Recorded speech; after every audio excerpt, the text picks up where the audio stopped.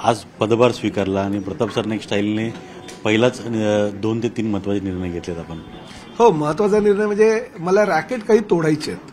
बघा, यासाठी काही निर्णय घेत असताना कटू निर्णय सुद्धा घ्यावे लागतील, नाही तर काही होणार नाही. मम म्हणायचं आणि या ठिकाणी येऊन आपल्या मंत्रिपदाची खुर्ची उभवायची, त्या प्रकारचा मी कार्यकर्ता नाही. आजपर्यंत जे मला प्राप्त यश झालेलं आहे ते यश मी घेतलेल्या काही धडाकेबाज निर्णयामुळे झालेलं असं मला वाटतं.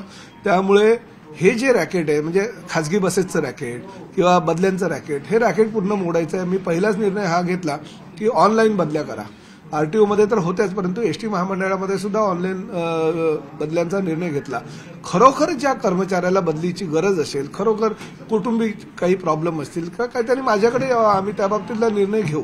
परंतु सरसकट ऑनलाईन सगळ्या सरसकट प्रत्येकाच्या बदल्या, लाईट ड्युटी प्रत्येकाला पाहिजे, मग घरी बसायचं, एक महिना घरी कामावर न जाता पगार घरी बसून घ्यायचा, हे प्रकार आता चालणार नाही.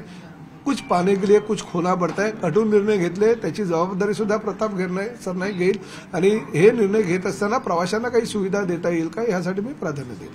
पण आपल्या खात्यातला सर्वात महत्त्वाचा दुवा आहे तो एसटी कर्मचारी. एसटी कर्मचाऱ्याला चांगले दिवस यावेत, चांगल्या सुविधा मिळाव्यात. आपणही हालअपेष्टा भोगलेल्या आहेत आणि कालच आपण जेव्हा मंत्रिपद आपल्याला हे जाहीर झालं त्यावेळेस आपण ठाण्यामध्येच जाऊन एका एसटी डेपोमध्ये जाऊन पाहणी केली.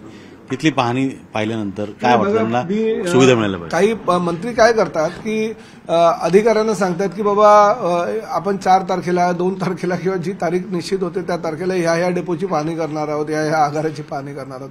तसं करायचं नाही. आपण डायरेक्ट त्या ठिकाणी जायचा. म्हणजे काय होतं की आधीपासून जर कल्पना दिली तर मग साफसफाई, स्वच्छता, सुविधा, मग कसं टकाटक आपलं बघा, आगार कसं आहे, स्वच्छतागृह बघा किती मस्त आहे, एसी चालू आहे, हे चालू आहे, ते चालू आहे, काही नाही. अधिकाऱ्यांना सुद्धा सांगायचं नाही. आणि आपण ग्रामीण भागातल्या, आता मी विचार करतोय की प्रत्येक आठवड्यामध्ये ग्रामीण भागातल्या एका आगाराची पाहणी करायची आणि कोणाला सांगायचंच नाही. डायरेक्ट गाडीत बसायचं आणि कुठे चाललो हे न सांगता जागेवर जाऊन त्यांना सांगायचं आणि पाहणी करायची. असा निर्णय मी घेणार आहे. शहरी भाग काय, आता ठाण्या आगारामध्ये गेलो, कारण आमचं घर आहे. घरापासून जर तुम्ही सुरुवात केली, स्वच्छतेला सुरुवात केली, तर भविष्यामध्ये तुम्ही महाराष्ट्र स्वच्छ करू शकाल. आणि प्राथमिक गरजा आहे तो कर्मचाऱ्यांना झोपण्याची व्यवस्था, जे नाईट शिफ्ट करतात त्यांना चादर पाहिजे, त्यांना उशी पाहिजे, त्यांना पंखा पाहिजे, लाईट पाहिजे. त्याचबरोबर सकाळी उठल्यानंतर जर थंडीचे दिवस असतील तर गरम पाणी पाहिजे आंघोळीसाठी. हे जर आपण देऊ शकत नसू, प्रवाशांना जर प्रत्येक जण काही बिस्लरी किंवा मिनरल वॉटर घेऊ शकत नाही, प्रवाशांना आपण स्वच्छ पिण्याचं पाणी देऊ शकत नाही, महिलांना शौचालयाची व्यवस्था, प्रसाधनगृह चांगली असली पाहिजे, स्वच्छता असली पाहिजे आगारामध्ये, ह्या फक्त 4-5 सुविधा आहेत. बाकी अजून काय अपेक्षा लोकांना असतं. ह्या सुविधा कशा मिळतील ह्यासाठी मी प्रथम प्राधान्य देणार आहे. रस्ते अपघातामध्ये एसटीचंही बरंच नुकसान होतं आणि प्रवाशांचंही. हो, आता मी ह्या 3 दिवसामध्ये अनेक अपघात बघितले आणि दुर्दैव आहे की एवढ्या मोठ्या प्रमाणात हे रस्ते अपघात होतात. त्याला कुठेतरी कसा मार्ग काढता येईल आणि जास्तीत जास्त हे रस्ते अपघात कसे आपल्याला बंद करता येईल किंवा कमी कसे होईल ह्यासाठी प्राधान्य देईल. अजून त्या बाबतीतला निर्णय घेतला नाही, पण निर्णय आपण चांगला घेऊ आणि हे कमी कसं होईल ह्याचा आपण प्रयत्न करू. आणि प्रामुख्यानं मी आज अधिकाऱ्यांना हे सांगितलं की बघा, मी मध्यंतरीच्या काळामध्ये नितीन गडकरी साहेबांना भेटलो होतो. ज्या पद्धतीने जमिनीवरची एसटी सेवा आहे, म्हणजे ट्रान्सपोर्ट सिस्टीम जी जमिनीवरची आहे ती हवेतली कशी आपल्याला करता येईल. एका बाजूला आपण एमएवा क्षेत्रामध्ये जलवाहतूक चालू करतोय, एका बाजूला आपण मेट्रोची सेवा लोकांना देतोय, एका बाजूला आपल्या एसटी किंवा परिवहन सेवा त्या महापालिकामध्ये चालू आहे. त्याचबरोबर रोपवेची सेवा जी आहे, रोपवे टॅक्सी निर्माण करण्याचा प्रयत्न आपला आहे आणि त्या रोपवेच्या माध्यमातून लोकांना कशी सुविधा देता येईल यासाठी एक प्रपोजल स्टेट गव्हर्नमेंटचं सेंट्रलमध्ये आदरणीय गडकरी साहेबांकडे पाठवायचं आणि त्यांच्याकडनं ते मंजूर करून हवाई टॅक्सी वाहतूक सुद्धा चालू करण्याचा माझा प्रयत्न आहे.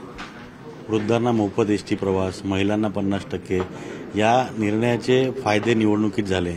असेच काही निर्णय म्हणत आहेत का? ह्या निवडणुकीमध्ये याचे फायदे झाले, परंतु हाही विचार करा की महिलांना 50% प्रॉफिट आम्ही सुविधा दिल्यानंतर एसटी फायद्यामध्ये सुद्धा आली. म्हणजे काही निर्णय आपल्याला असं वाटतं की तोट्याचे होतील, पण त्या तोट्याच्या निर्णयामुळे सुद्धा काही वेळेस फायदा होतो. त्यामुळे त्या बाबतीतला निश्चितपणे आपण अजून काही देता येईल का याचा प्राधान्य आपण यांना देणार आहोत. आणि सुविधा देत असताना एसटी महामंडळ फायद्यामध्ये कसं येईल याचा सुद्धा आपण विचार करू.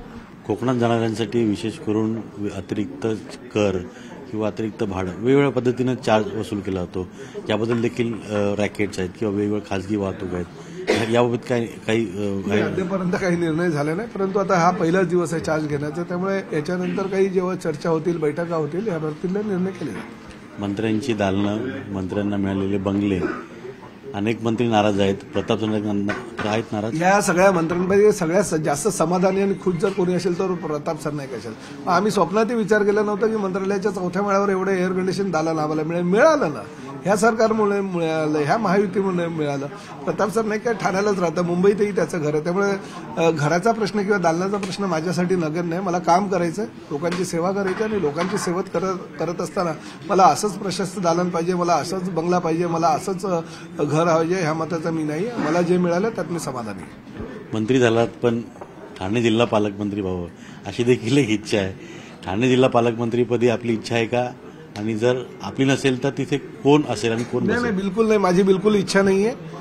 पालकमंत्री या राज्यामध्ये कुठल्याही जिल्ह्याचं मला दिलं तरी चालेल, नाही दिलं तरी मला चालेल. मला परिवहन सेवेसारखं महत्वाचं खातं दिलं माझ्या पक्षानं, त्यामुळे मी त्यात समाधानी. आणि दुसरं असं आहे की ठाणे जिल्ह्याचा जर तुम्ही विचार केला तर ठाणे जिल्ह्याचा पालकमंत्रीपद हे एकनाथ शिंदे साहेबांकडेच असायला पाहिजे, ह्या मताचा मी आहे.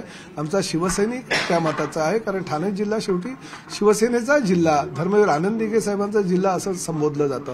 आणि तुम्ही जर गेल्या अनेक वर्षाचा पालकमंत्रीपदाचा कार्यकाळ शिंदे साहेबांचा बघितला तर ठाणे जिल्ह्याला जास्तीत जास्त सुविधा मिळाल्या, ठाणे जिल्ह्याला जास्तीत जास्त निधी मिळाला, ठाणे जिल्ह्याला जास्तीत जास्त इन्फ्रास्ट्रक्चरमध्ये प्राधान्य मिळालं, आणि ते फक्त शिंदेसाहेबांच्या कार्यकाळात मिळालं. त्यामुळे ते जरी तयार नसेल तरी मला त्यांच्याकडे मागणी असेल की त्यांनी ठाणे जिल्ह्याचा पालकत्व स्वीकारावा. प्रताप सरनाईक यांचा राजकीय प्रवास आणि राजकीय पक्षांचा प्रवास पाहिला तर शिवसेनेत नसतात तर आमदार आणि मंत्री झाला असतात.